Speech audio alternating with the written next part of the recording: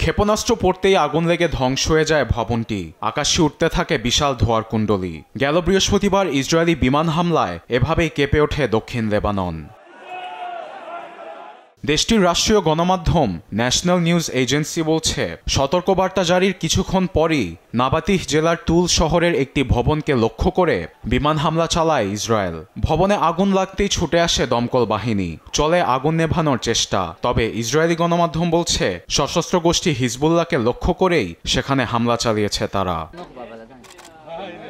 শুধু নাবাতিতেই নয়, দক্ষিণ লেবাননের সুজুদ, তুউইল সাওয়ান্না ও রিহান পর্বতের একাধিক জায়গায় বোমাবর্ষণ করেছে প্রতিরক্ষা বাহিনী আইডিএফ। চলতি মাসের শুরু থেকে নাবাতিতে 14টি হামলা চালিয়েছে ইসরায়েল। অনেকেই বলছেন, পৌরসভা নির্বাচনের কিছুদিন আগেই এই হামলা নেতানিয়াহু পরিকল্পিতভাবে চালিয়েছে, কেননা নির্বাচনে হিজবুল্লাহর জেতার সম্ভাবনা অন্যান্য দলগুলোর থেকে তুলনামূলকভাবে বেশি। এমন পরিস্থিতিতে বর্বর হামলার তীব্র নিন্দা জানিয়েছেন লেবানিজ প্রধানমন্ত্রী নওয়াফ সালাম।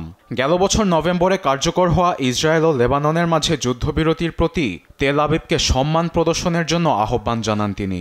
একই সঙ্গে যুদ্ধবিরতি রক্ষার্থে নেতানিয়াহুর উপর চাপ প্রয়োগে আন্তর্জাতিক মহলে অনুরোধ জানান লেবানিজ প্রধানমন্ত্রী। ইসরায়েলি হামলাগুলোকে ভয়ঙ্কর আখ্যা দিয়ে নির্বাচনে ব্যাঘাত ঘটানোর অপচেষ্টা চলছে বলে অভিযোগ করেন তিনি। এদিকে যুদ্ধবিরতি কার্যকরের পর লেবানন থেকে ইসরায়েলের সব ধরনের সামরিক উপস্থিতি প্রত্যাহারের কথা ছিল।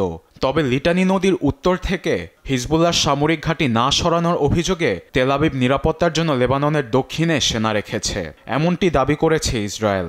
এমন পরিস্থিতিতে দুপক্ষের মাঝে যুদ্ধবিরতি বজায় রাখা নিয়ে দেখা দিয়েছে শঙ্কা।